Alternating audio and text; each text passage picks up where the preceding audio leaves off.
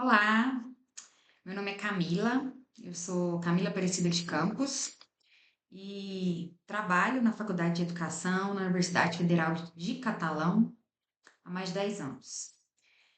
Vou estar com vocês nessa disciplina, né, de Educação de Jovens e Adultos na Diversidade, na Cidadania, que a gente pode abreviar, né, de EJADC. E quero dizer para vocês que a educação de jovens e adultos, ela me atravessa não apenas como objeto de pesquisa, né?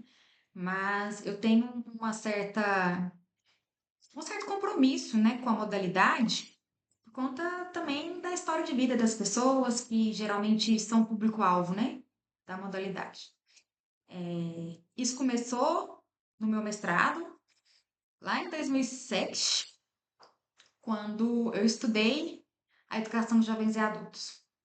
Ela foi meu objeto de estudo na ocasião, né? E eu defendi uma dissertação chamada Educação de Jovens e Adultos e Trabalho no ProEja em Rio Verde, Goiás, que era um programa que acontecia no Instituto Federal. E aí foi o meu contato, né, com a modalidade, porque na minha graduação eu não tive muita aproximação. Minha formação em pedagogia e o foco maior da unidade era nas crianças, né? Então, não assisti muito sobre EJA, não tive muito acesso. Daí, no mestrado, então, foi quando eu tive contato e já de começo participei da organização da Confiteia, que era a Conferência Internacional de Educação de Jovens e Adultos, que era organizada também pela Unesco, e que naquela ocasião ia acontecer logo no Brasil. E aí a gente participou, tive contato com várias pessoas que se dedicaram quase que toda a vida para trabalhar com a educação de jovens e adultos, né? Pesquisadores, professores, educandos. Foi quando também eu comecei a participar do Fórum Goiano de EJA, que é um espaço que ele é de controle social, mas que ele também tem um caráter bem propositivo, né? Além de organizativo, no sentido dele ser composto pela gestão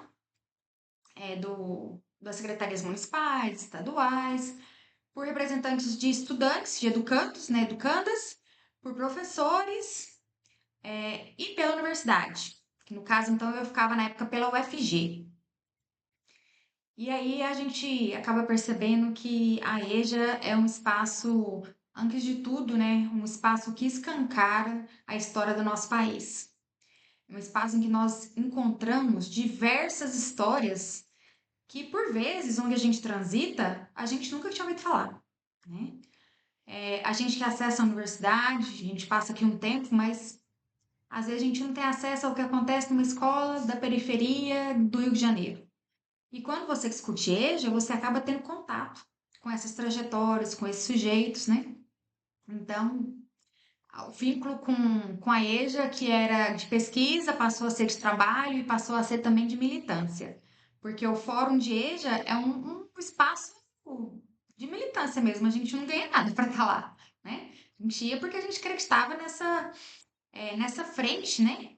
Que ficava aí discutindo e propondo e construindo. Inclusive, era realizado os encontros municipais, os encontros estaduais e os ENEJAs, que são os encontros nacionais de EJA, que contavam com a participação de todos esses segmentos que eu falei, né? Estudantes, professores, gestão, universidades, enfim. Terminado, o mestrado, eu tive meu contrato substituta na Universidade Federal de Goiás e criei o núcleo livre de EJA, que não tinha no currículo do curso de pedagogia, eu acho que ainda não tem. Daí, trabalhava com essa disciplina, que inclusive eu trabalhei também no meu estágio de docência, na época do mestrado, em Goiânia, e aí já na UFG de Catalão, trabalhei com a disciplina, continuei os estudos, e depois passei no concurso, fui para o IF Goiás, lá em Formosa, e lá, novamente a EJA, através do programa Mulheres Mil, ele não tinha assim, é um programa de EJA, mas o público-alvo era EJA, né? Mulheres, jovens e adultas.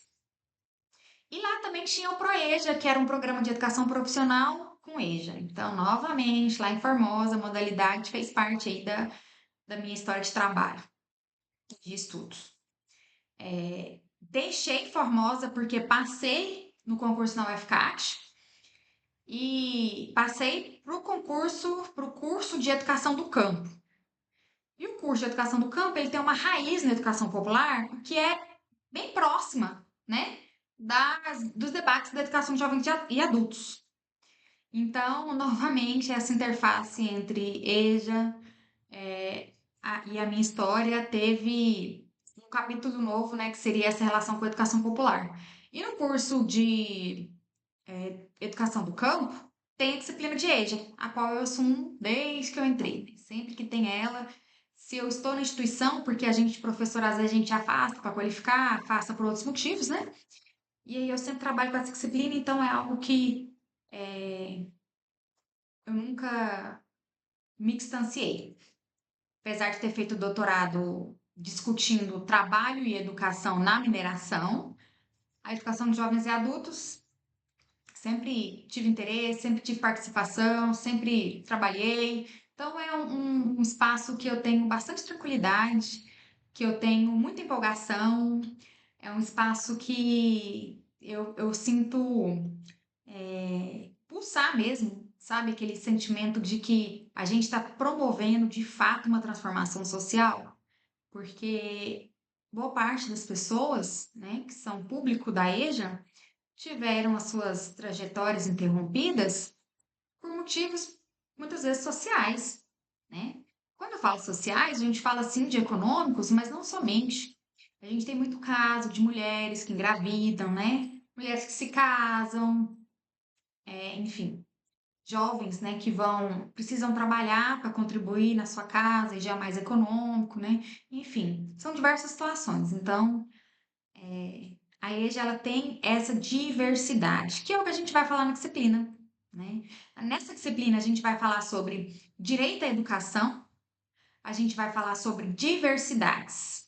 E quando a gente fala em diversidades, a gente não está falando só de diversidade de raça e de gênero, né? A gente vai ampliar, porque existem inclusive diversidades culturais, né? Outras.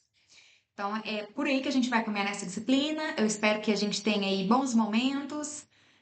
Me coloco à disposição. Podem me procurar sempre que acharem necessário. Vou deixar aí meu e-mail, meu contato, né? E que tenhamos uma boa disciplina.